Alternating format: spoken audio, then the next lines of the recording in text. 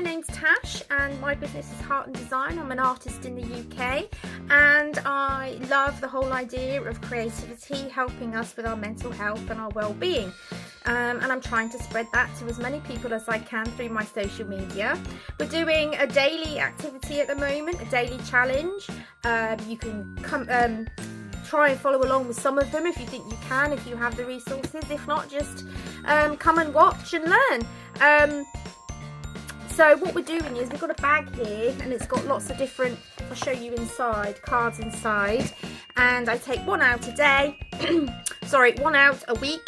So the theme of this week is the same all week, it just helps me a little bit. So it's Panda, so we've done lots of different ones already if you check my profile, and today we're going to do a watercolour panda.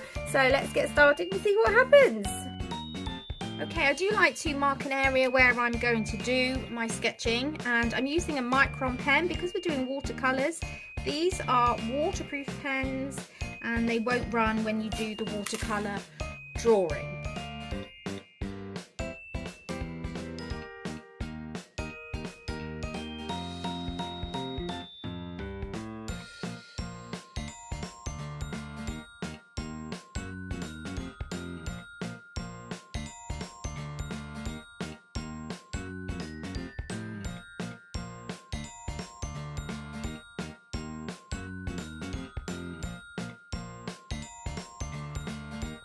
Okay, so I've got a tin of watercolours that I bought ages ago from Artful.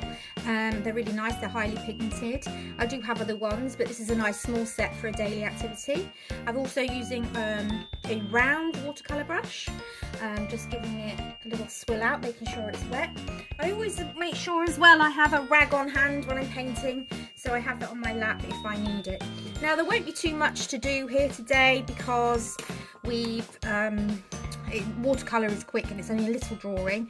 I'm going to just quickly erase some of the pencil marks because we don't really want them showing through once we've painted. So it was just a quick sketch from a picture I was looking at online. Let's see if we can bring it to life now. So in the background in the sketch there is some yellow.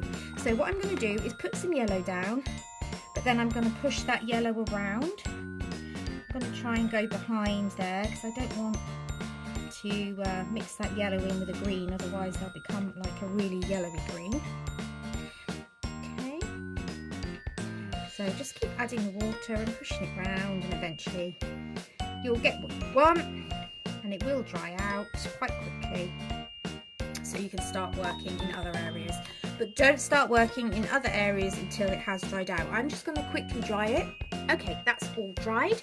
So now I'm going to come in with some greys because greys will be basically what makes up the panda. Because we don't have, hang on, I'm just trying to get the palette. I forgot my palette. I need something to mix the paints on. It's black, but the white part is made up of greys. So we need to get that right. Let me just pause you a minute and I'll see if I can find my palette. Okay, palette found.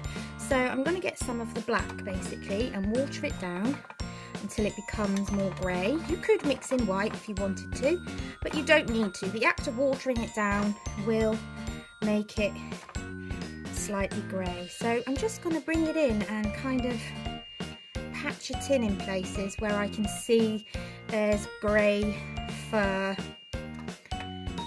on the panda. I mean, it is mostly going to be grey anyway because white's very rarely just white. Okay, so I want to have a bit of shadow under here, so I'm just adding a bit more of the grey, just laying it up. I've also added less water to this mix so that I can sort of grey it up a bit in some areas. And then of course we get the black, and we just want to be going straight in with our black on the black arms. There we go. Don't be too fussy about it, just get it down. It's coming to life a little bit. And what you do with watercolours really is just let it do its thing. It'll go where it wants to go anyway, so And very often you get happy accidents with watercolour, and something will happen and you'll be like, oh wow, I'm glad it did that, even though you didn't intend it to. So I'm just going to blacken up this bit here, which is really black on the Panda, this arm, as it comes round. And then it's really black again as we come around here. And it's chomping away with its hand holding that branch. Same down here. Okay, this is very dark down here. And another dark bit just down here. I'm presuming that's where the leg's starting to come out. Right, we have to do the same thing. So we just want a little bit. This is for the eye. We need to fill in that eye area. And then we need to come in. See, it's gone dark, so I need to put more ink on there, more pigment rather, more paint. And then we can fill in the eye area. It's bled through to the grey, don't worry. I realise at this point that that's going to happen. So I am kind of just going to do some wriggly lines here. To kind of show his belly, he's all wrinkling up and the way he's sat like that.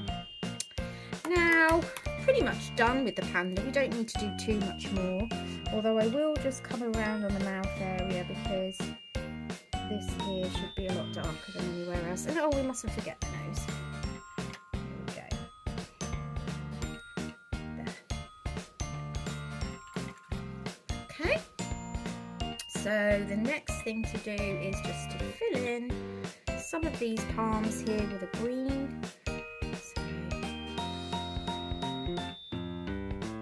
just, you don't have to be super detailed. The art of watercolour is just to be playful with it.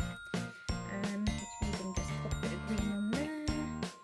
And that's it, we're done. The watercolour version of Panda is done. Please, if you're enjoying what you're seeing and you'd like to learn more, keep popping back to me. Make sure you subscribe or follow so you don't miss anything. And please do interact with the video. It helps other people to see it as well. Thanks guys, bye.